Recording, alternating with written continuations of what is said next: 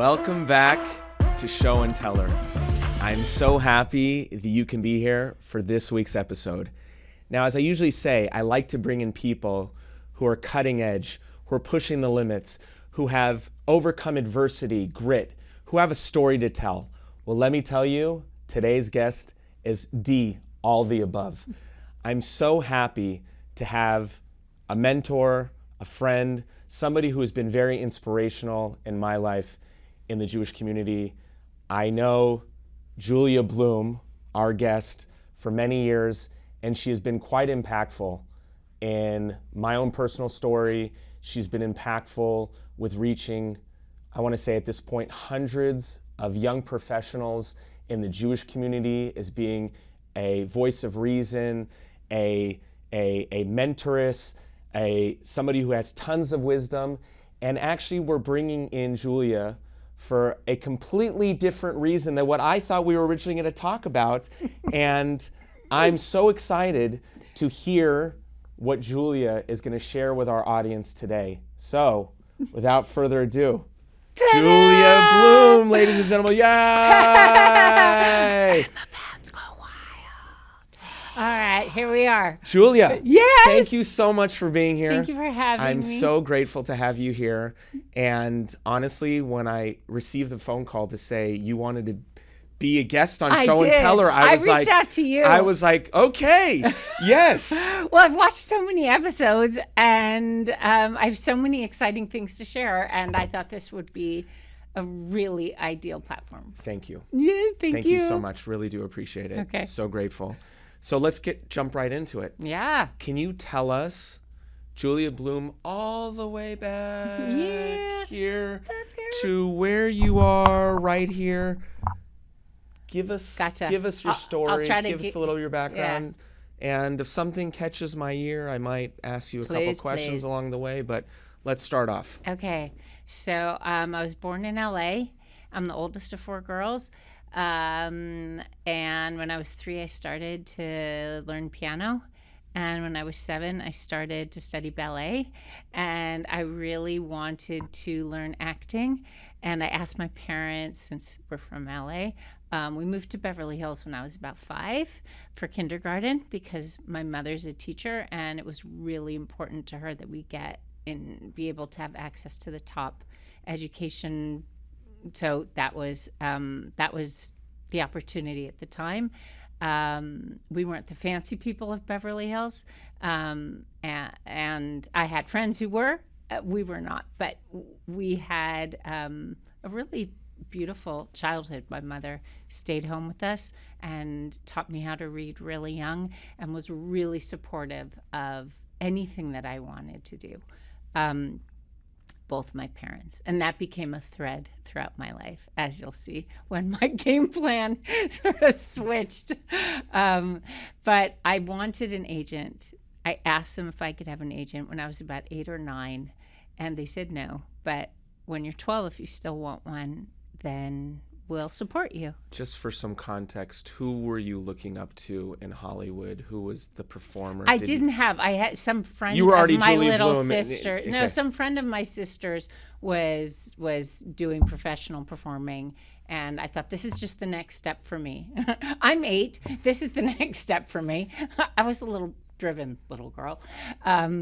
And so that's what I wanted. And so they told me when I turned 12, if I still wanted this, they would support me. So when I turned 12, I knocked on their door and said, hi, okay, I still want to do this.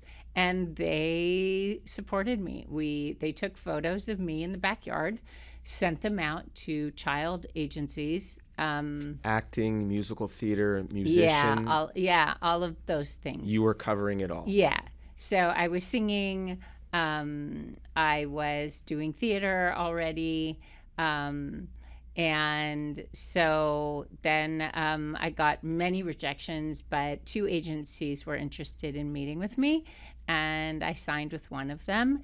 And I was not really successful as a child performer in that way. It was often between me and like 2 other girls. There was like the same group of us, and they would book the job and I wouldn't. And how did that make you feel? bad. I was there to get the part, and I'm really a glass half full person by nature. I can't take credit for that. So I just thought, well, there's something to learn here, and I'll just keep going, and I'll be successful the next time, which often was not the case, but I just kept going because this was really what I wanted. And so then I went to Beverly Hills High School, where they had this really incredible performing arts program. And I just immersed myself there, and also immersed myself in my studies.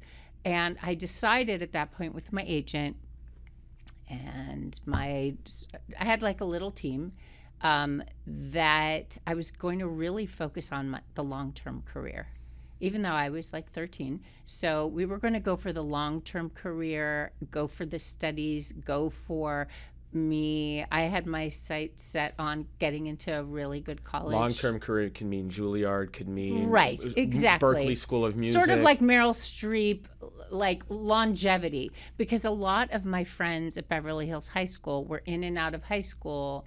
Would have a TV series, but then the series would get canceled or the series would end, and then they weren't necessarily booking the next one. And so I saw really early on this might not be the long-term choice. Got it. So I focused. You wanted to learn the art, the craft. I did. I wanted excellence. Excellence. I really wanted excellence, and I felt that the success would come afterwards. So that was my game plan. I was supported by this team. I pursued excellence in high school in any way that I could. I was really fortunate. I got to go to Yale. Straight out of high school. Straight out of high school, got to go to Yale. I left Yale for one semester and also got to study at Harvard. And I was studying music theory, music composition, film studies, theater, women's studies. I was studying so many things. You also need to get a general education there. So, I had general study, but I was learning so much. Everywhere I went, I was a little learning, bit? a little bit. Julia? It's just the way I am. I've always felt that the clock is ticking. I have a limited amount of time here, and I really want to maximize my time here in this world.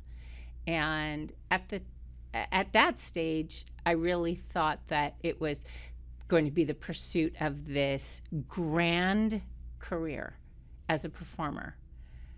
First of all, I had such a strong inclination to be involved with all aspects of dance and acting and composing and playing the piano and singing and all of these things. So, did you have a vision of?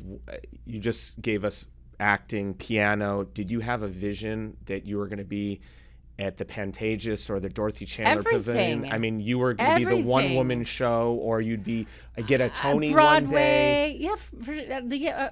Why not? I mean, yes, I was going to pursue Broadway and movies and television and recording and just everything that I possibly could. And then wait a minute, hold on. And then your journey Time out in the career story. Yes. What surprise. Yes. You got sideswiped. Something happened. Totally unexpectedly. Because you were as driven could be in your career, and that was your life. I was. And then something megally profound happened in your life. So maybe now share with us how your journey diverted just a little bit. Just a lot. Just a lot, and then we'll get back to... Yeah. So both my parents are Jewish. All my grandparents were Jewish. It was just sort of something that was in the air for me.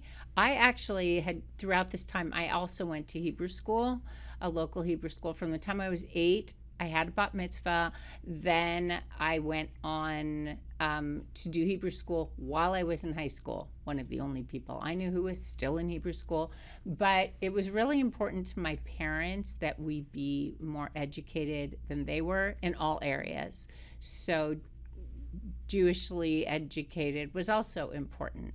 And I would get these like snippets of like, I'd learn a prayer and I'd learn a song, and Soviet Jewry. We were trying to help the Soviet Jews get out of Russia, and like, I don't know, it was like social action and bagels and community and Fiddler on the Roof. And it was just like this mishmash of like, and I also felt like I'm part of this like chain that goes back thousands of years. And I don't really know that much about it, but I'll figure it out. I don't know. I'll figure it out at some point.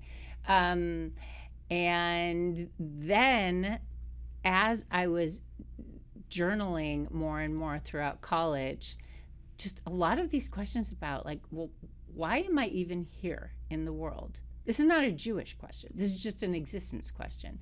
Like, so I got good grades in elementary school and did well so that I could do well in high school, so that I could get into a good college, so that I could do well in a career, so that I could and then I'll be how old, and I'll look back at my life and I'll say I was in a TV series. Like, that's what I'm going for. So like, there are people trying to cure cancer, and like, this is what I'm like. This is why I'm here. So how old were you when you were asking those questions? Well, I was very little, but it was like this mumbling. Okay. Inside that who has time when you're trying to be excellent at what you do, and you have a lot of homework and you're busy and you're determined. It just doesn't. It's not anything that people talk about. But so I don't know many 12-year-olds that are thinking necessarily existential crises of life. So it's pretty impressive. I wasn't in a crisis. I just figured there's got to be more to life. I just didn't know why I was here, but I'm so busy that I'll figure it out. I don't know.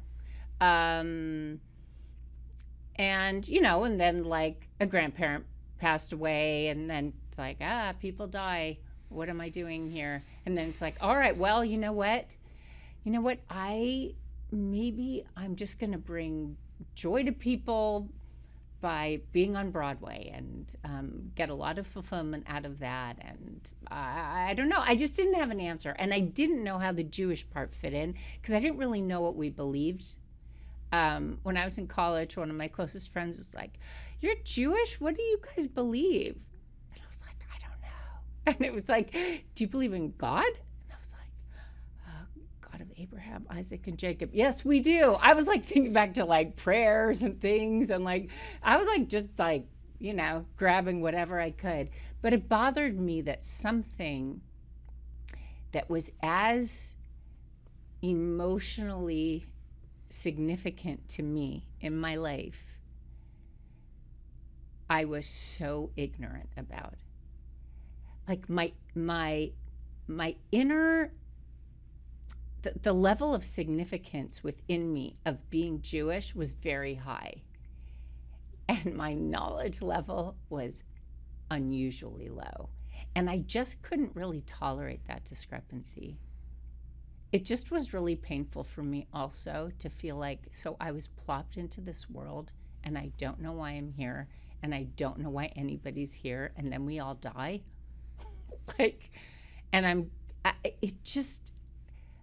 But like, we don't allow ourselves to think these kinds of things, because that just sounds like you're depressed, and like, just keep going, just be in another show, and I loved being in shows and all of that. So after I graduated, and I didn't have school, and I didn't have homework, and there was a lot of quiet time. When you finished Yale? I finished Yale, and I decided I wanted to travel the world for 6 months to really become the greatest artist I could be by learning about the world, because I'd never been outside of America. And all of a sudden I was alone, because that's how I had designed it. And I had a lot of time with my thoughts and with my journal. And a lot of these questions were coming up more and more, and it was bothering me more and more. That like, so I'm going to be famous for a bunch of people who are going to clap at me or clap at somebody else, and they don't really care.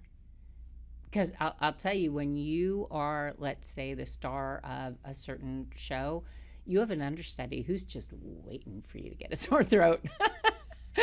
And she probably is even better than you, you know? That's humbling. Yeah. And having been in auditions from the time I was so young, I saw how often people were just better than I was, or prettier than I was, or more talented than I was. It was more than humbling. It was really actually quite debasing. And so I didn't know that there was any kind of an answer, but I did know that I wanted to understand what being Jewish was. And I ended up going to Israel, ended up going to a Shabbos dinner. Why?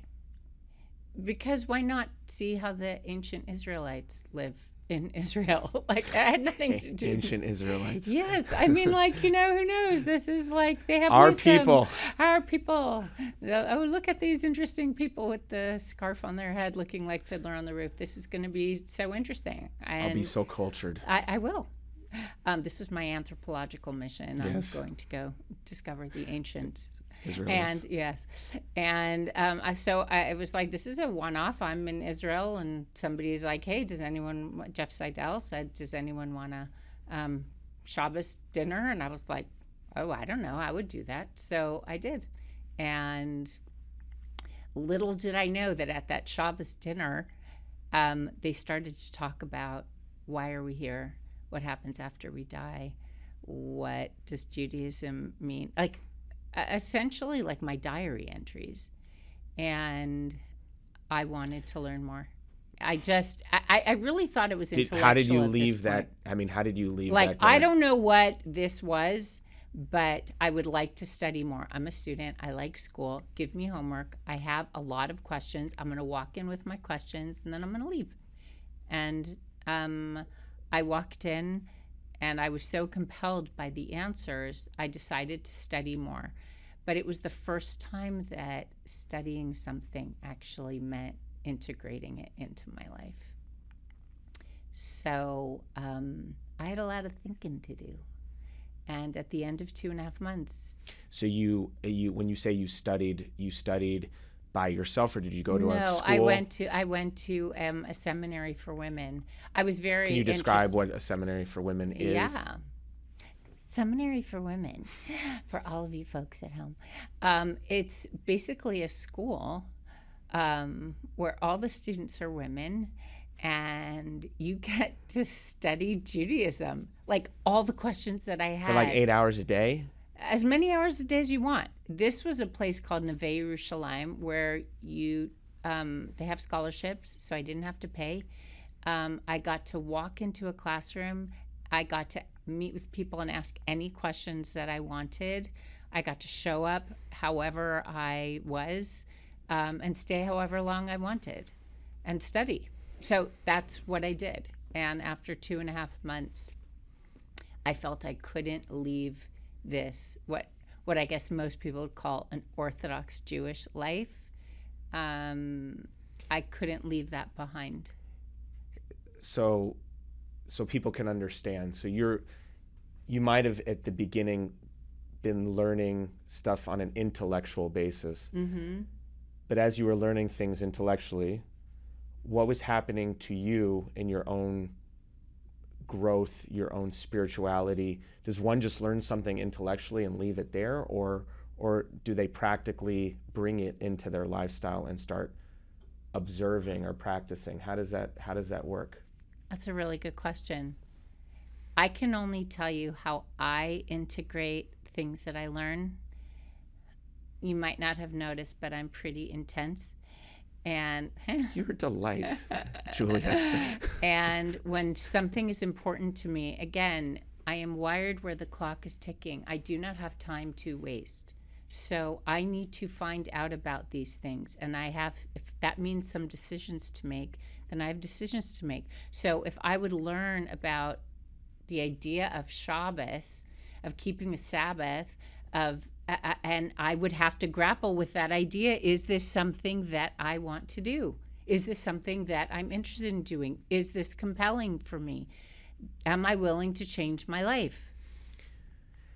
For example, so you would learn, let's say, about the laws, the what makes up the makeup of the Sabbath, Shabbat, Shabbos, and you found it to, just speaking about you, it's, let's say, found it beautiful, compelling, inspiring.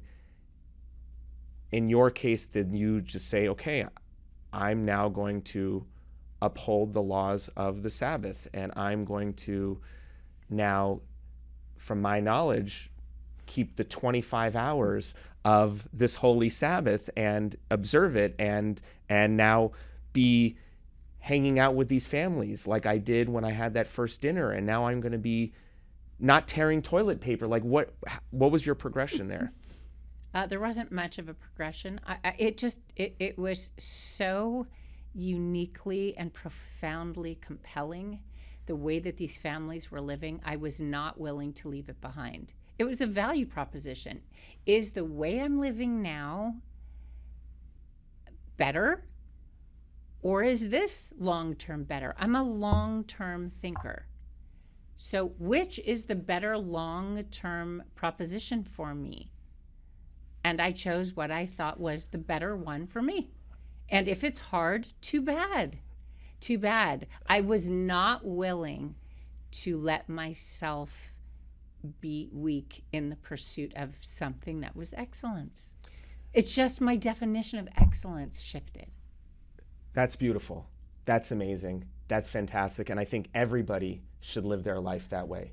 However, in your case... I don't think everybody should live their life that way. This is how I'm wired. This but is you know, not how other people should do things. But you did one of these. You know, you put it on a scale and you said, do I live my life the way I've been living my life, as pursuing a career as the next Broadway star, versus now I actually have now explored and I see that there's a world of meaning, purpose, tradition, history. Okay, can I cut you off? Please. That's what like this rude. is making good conversation. That's why I'm doing it. So it wasn't like, oh, look at that, I'm going to give up everything that I know and everything that I am. Well, that's actually brought to my next question. No, it was piece by piece. I was learning things one thing at a time, and then evaluating, is that something that I want to do? Seeing that each thing was its own separate thing. So it wasn't on or off, it was a progression along the way. Yeah, each thing. Shabbos, do I want to keep Shabbos? I didn't even know about like other things necessarily. So each thing was its own thing that I evaluated on its own. And as I learned things and they made sense to me, and I was given advice really consistently, slow down, like this is too intense.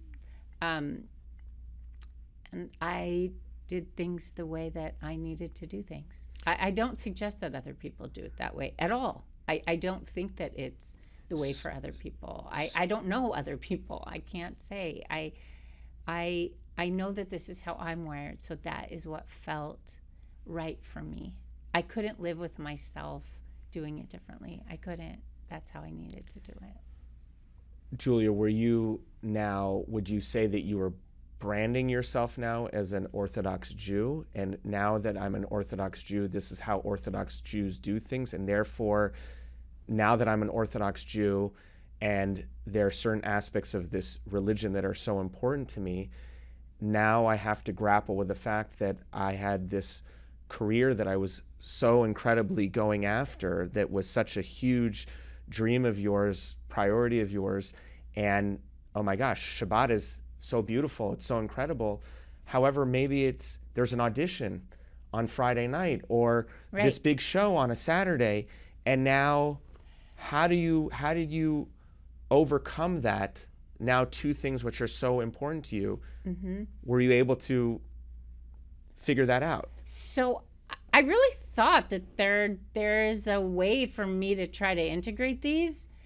I didn't initially have a lot of success finding it, to be honest,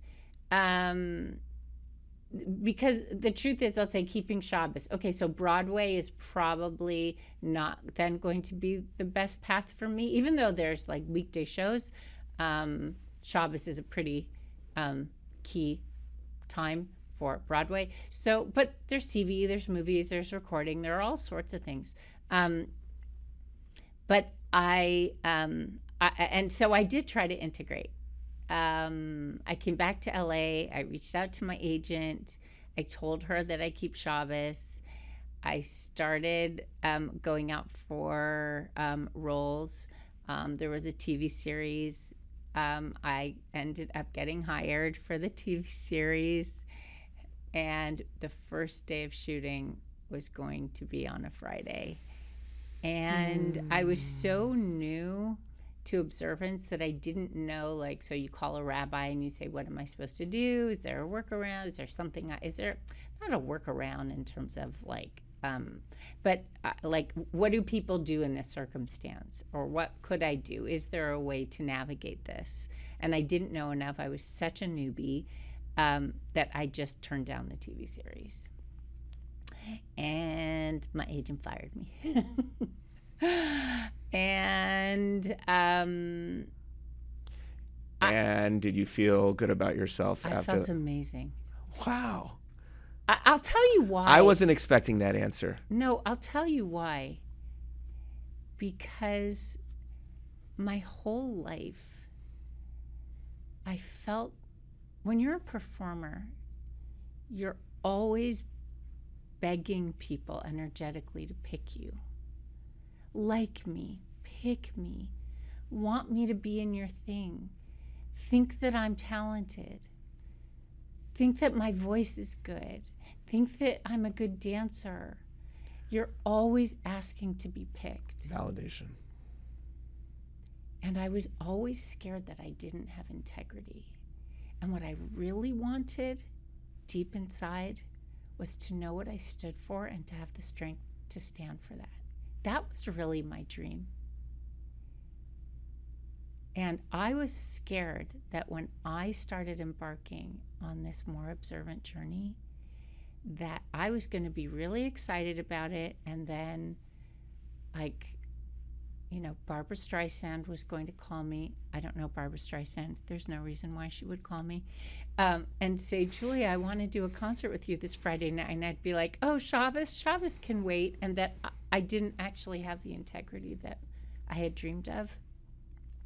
So this TV series, which, again, I'm programmed to know that TV series get canceled. I wasn't the lead in the TV series. It was a smaller part. But it was the start of something. It was the perfect gift to me. I wasn't willing to give up Shabbos. I wasn't. It was too beautiful to me. And I felt like I was sort of handing in the $100, I was getting the $100 bill and handing in the shiny penny. And the penny doesn't have as much value, but it's really shiny and it makes a lot of noise. And I got my integrity. It was Hashem showing me, you've been dreaming your whole life of having integrity. And I'm going to give you a gift. I'm going to show you that you have integrity. And I felt so liberated that Shabbos. Like, I can be me. I can be me. And then what was amazing was, with time, the Orthodox community ended up creating a venue for me to be able to sing. All of those years of writing music and writing songs, I didn't know myself so well. I didn't understand why I was here. And so my songs weren't so good that I would write throughout high school and college. And a few of them had some core value in there, but I was like chasing, like, what do people like? What kinds of songs would people want to listen to? What kind of songs would people want me to write? And when I started to learn about myself and become grounded, all of a sudden these songs started to come out of me, and all those years of music theory and composition started to have a platform. And I started to write and write and write. And I I had a passion behind the music. I was saying something that I believed in. I was being myself, my inner self, through my music. I was serving myself on a platter through my songs. And so I ended up recording 2 albums in the 90s. I ended up singing for tens of thousands of Jewish girls and women, because I only sing for girls and women live. My recordings are for whoever wants to hear them, but my live performances are only for girls and women. And I was married and had children, thank God. And at a certain point, the touring stopped. It just was too much for me. And I really needed to focus on family. So I took a really long break. But how long of a break? For sure more than a decade. Of not writing any music at all? No. So that's a good question. Okay, listen. What happened during that break? What were you doing? I was you focusing can't, as such on a, kids. Yes. But you had to have some outlet. Well, first of all, I will say, since I don't know if this is turning into a cry fest, but that I am a rabbi. Yeah. Okay. So you're used to people Yes. crying. I'm totally fine with it. Because if it comes out that way, that's how it comes out. That's me. So my children are so precious to me that devoting myself to touring and to being exhausted and all of that, it just wasn't as valuable to me as being there for my children.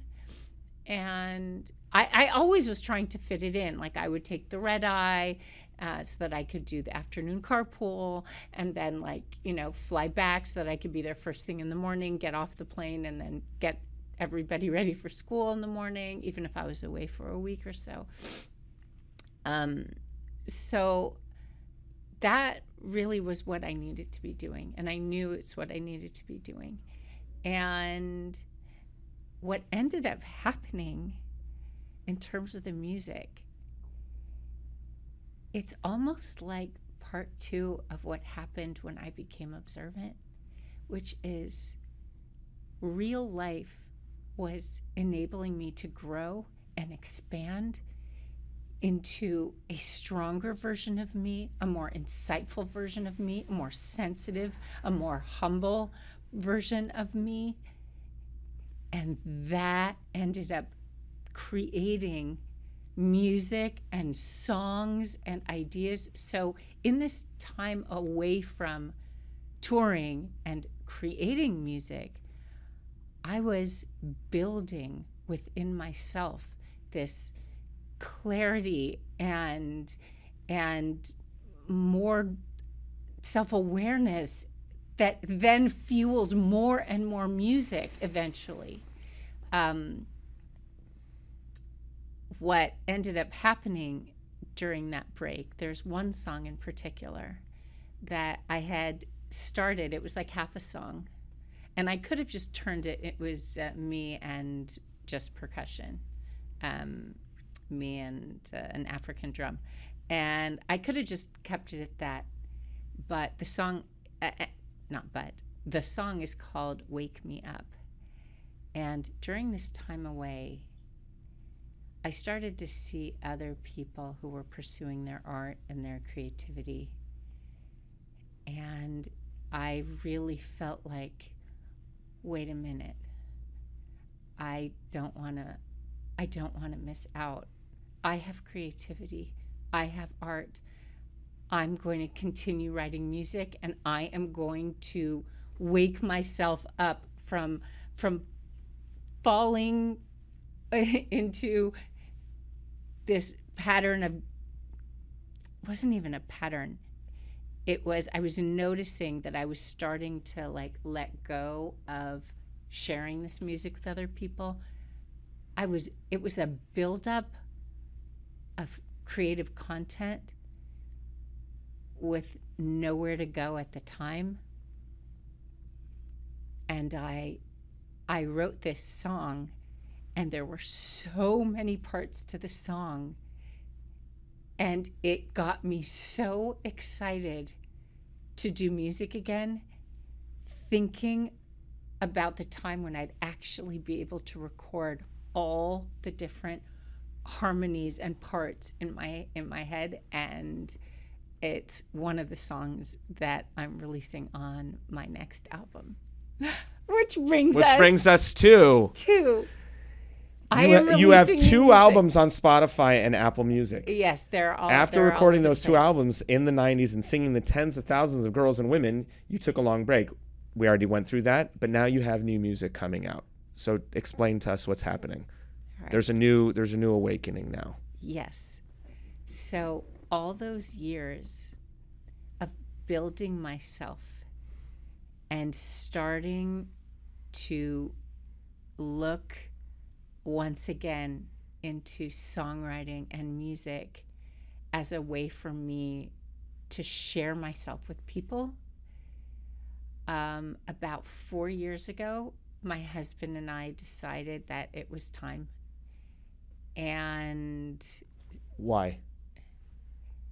The kids were older. Our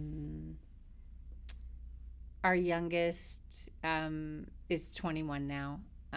But at the time we could see, the youngest was finishing high school. And it also just felt like I'm ready. Ready for what? Ready to resume a commitment to sharing my music with people. But the world had changed. And now you had there changed. Was social media. I had changed. I was so ready to go. I was so fired up. I had so many songs. I had song after song after song that I wanted to record and ideas. I just needed to figure out how to get it out there. Is Julia the same person at 18 and 21 as Julie is 4 months ago? Can you describe the difference of we could probably answer that question for you, but what, in your words, what is the difference between Julia 4 months ago than what was Julia at 21 years old?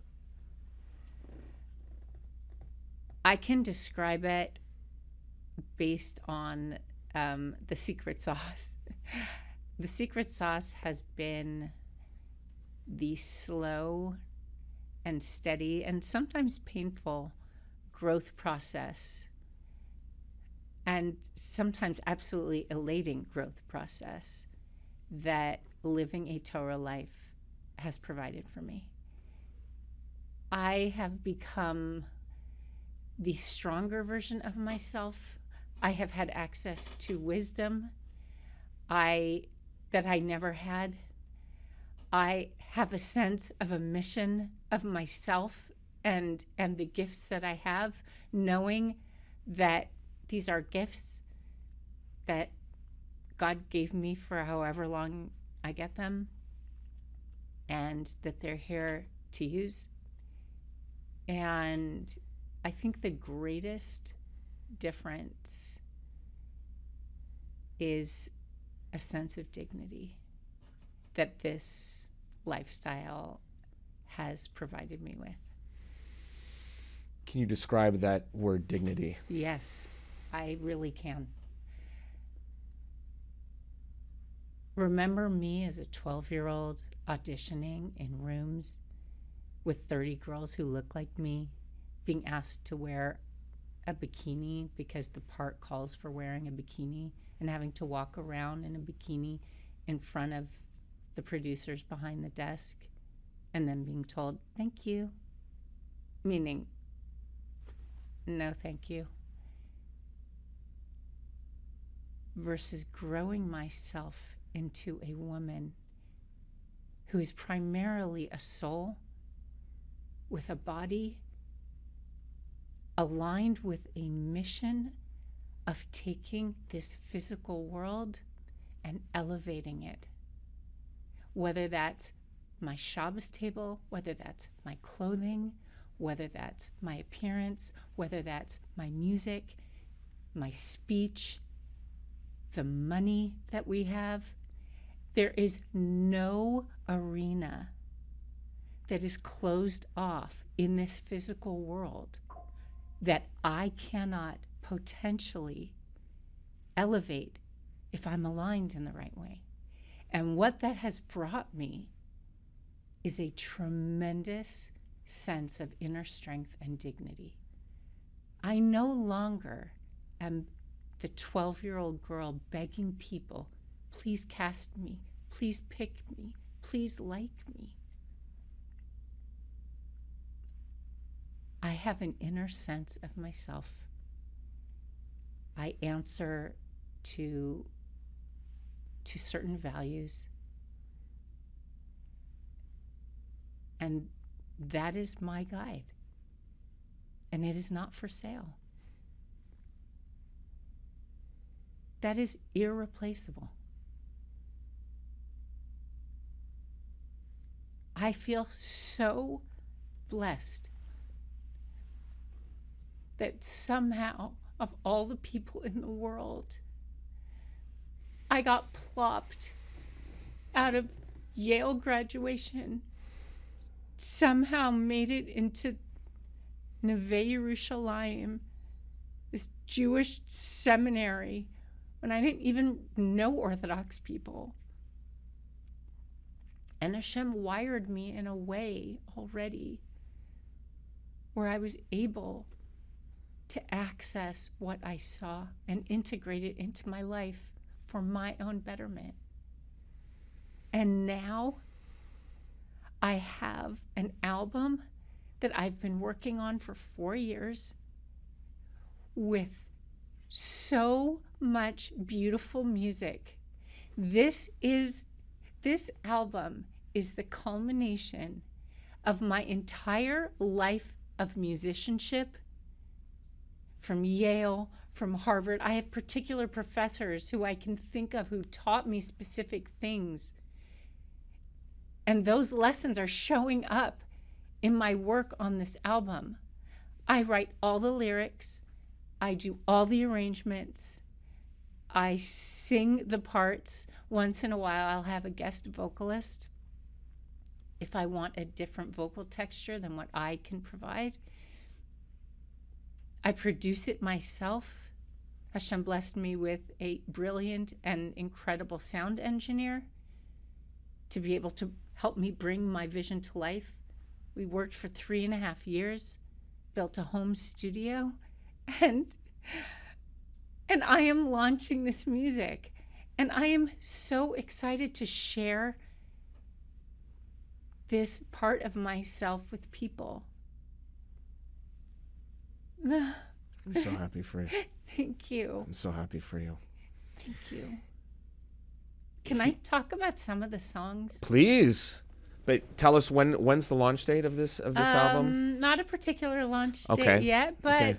keep an eye out for things in the summer. Okay. We're just starting summer, so keep an eye out maybe later in the summer. Well, at the end of the episode, we'll give your Instagram handle and how people can follow you and stuff like that. We won't do it right this second, but tell us about some of the songs. Yeah. So the first song that I'm releasing is actually a song that I wrote really early on in my journey after Israel. I was really passionate about Yiddishkeit, about Judaism, and my family wanted to be really supportive, so they sort of tolerated this overly exuberant, newly observant version of Julia. And I ended up in a car in an argument with one of my younger sisters. And I knew it hadn't come out right. And I went back home later, tried to write her an apology, but the apology started to take on a rhythm and it turned into a song with percussion. And so I sang the song to her.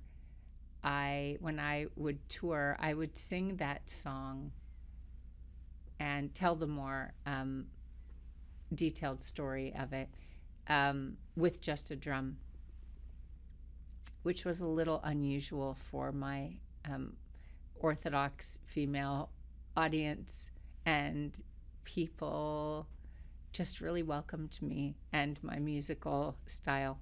And then I recorded it, but I didn't have the time or the funds or the courage really to record it the way I had it in my head. So it is out there on one of the albums. You need a tissue? I do need a tissue. I think this is what happens when you get... Thank you.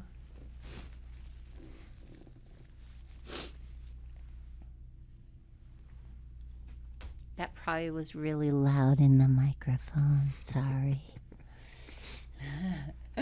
I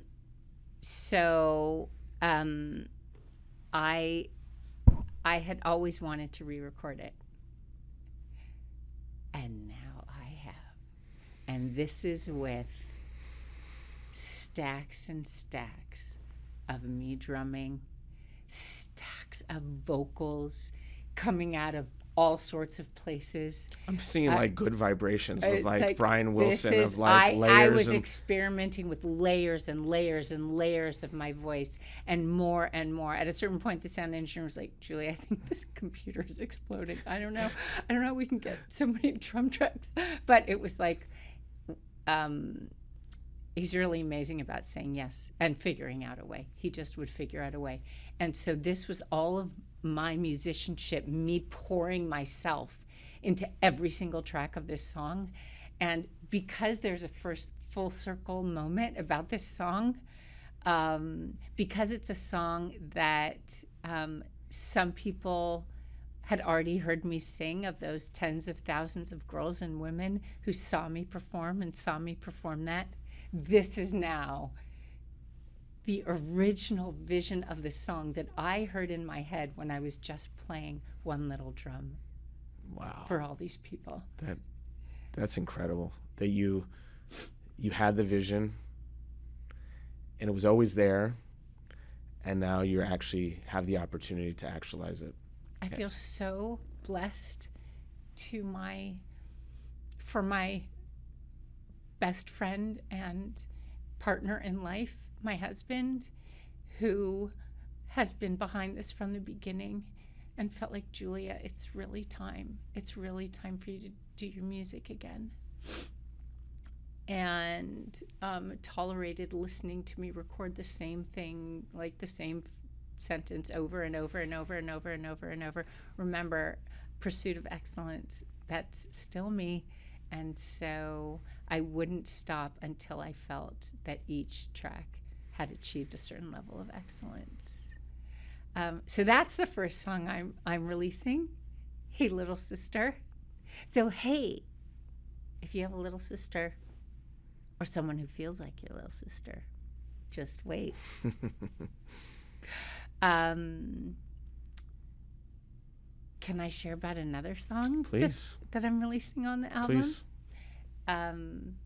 So I already shared with you about Wake Me Up. There's another song called In My Own Small Way. And this song means a lot for me because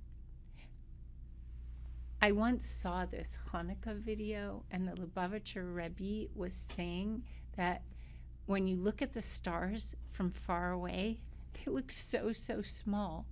But in reality, if you were to see them up close, they're not small at all. They're huge, each star.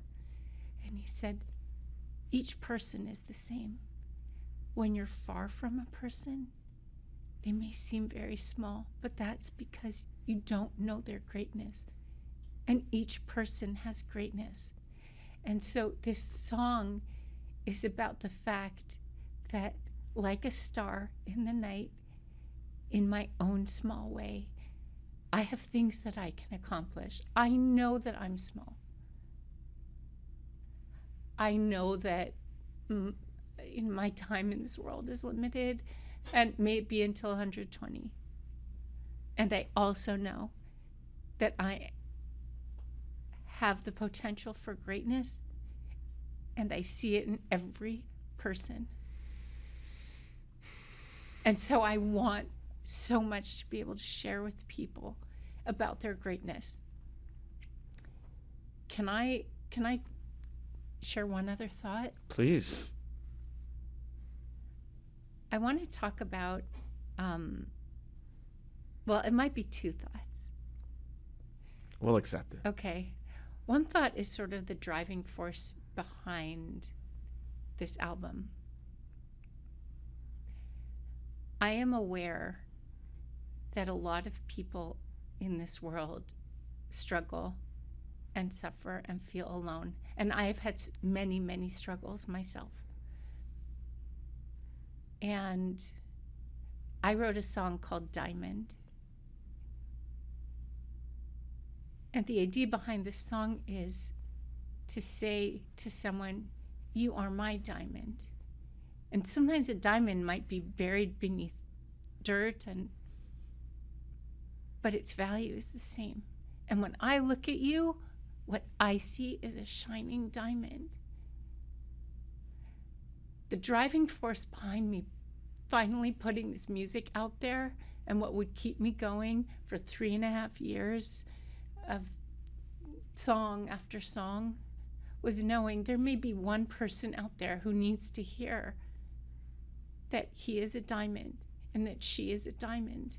And maybe there's a parent out there, or a teacher, or a grandparent, or a friend who wants to share this message with someone who's so dear to them. And that kept me going, knowing that maybe one person will recognize how valuable they are from hearing a song. I know it's a tall order that a song could make somebody feel that way, but I'm aiming big. My husband and I are determined for this. The model is impact. That's the goal, is impact. I don't need to be picked. I don't need to be liked. I haven't had social media until now. I don't need like thumbs up and thumbs ups or whatever it is, and emojis and things. She's speaking the lingo, everybody. I don't know. She's got it. I don't know. I'm like so out of the lingo, but I'm learning. So there's that.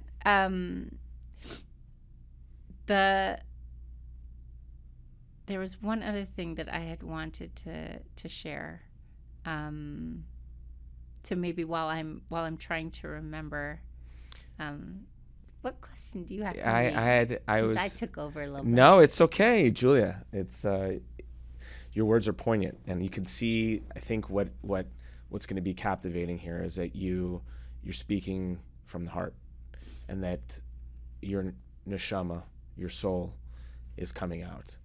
And just me listening to you, I can feel your energy. I can feel your neshama. I can feel the trials, the tribulations, the stories, the impact that you've had, and the directions that you've turned along the way. And we want to hear stories. We want to hear how people have overcome things. We want to see real. We're in a world of a fake, phony, plastic, and when we can see something that's authentic, something that's real, something that is speaking from the heart, a lev tov, a good heart, we want to listen, we want to hear more. So you have that. It's very captivating, and you should have tons of success. Okay. And the impact should be made, and I think it will. In fact, I know it will, because is that people, the water and the oil, they separate. You know, in this case, we're seeing a separation here. You are a different person. You have not years and years and years. You have years of wisdom, years of experience, years of things that have molded you into the person that you are. And for that, that's what we're all striving for. And you don't need the validation, the thumbs up, the likes, the emojis from other people. You're in your lane, and you're staying there. And if you're staying in your lane and you're doing as we'd say l'shem shamayim, for the sake of heaven, for the sake of a greater good, then we believe there's a God. He'll enable the success, whatever that success needs to happen. Whatever it is, I think because I'm coming at this point, like, thank God I'm a grandma, I'm Bubby, so I have a certain perspective on it, and I function in this new endeavor pretty similarly to the way that I function at the Shabbos table. Again, people should leave an interaction with me, whether it's my song, social media, meeting me somewhere. I want each person to feel that he or she is better off having had that encounter than before. And that's what I want. I want this new stage where I do have social media, where I didn't before. I want it to bring goodness to people. I want it to bring joy to people. I want it to build people up for their life, for them. That's what I want. Julia Blum, ladies and gentlemen, how can we find you on this thing called social media? Do you even know how to answer that question? Do we need help? Does she know? I think we need help. I have my brilliant social media manager, Hannah. Call Hannah off stage and tell us how we can find Julia Blum. So first of all, Blum, I just want to say it with me. Julia Blum is BLUM. BLUM. Okay, you got it? Julia Blum Music. So all of my handles are Julia Blum Music. BLUM.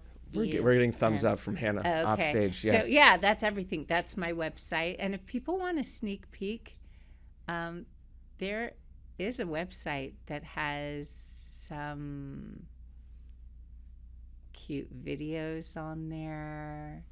What's the website? You can watch me. You wouldn't believe it, Rabbi Teller. It's www.juliablummusic.com. Wow. BLUM.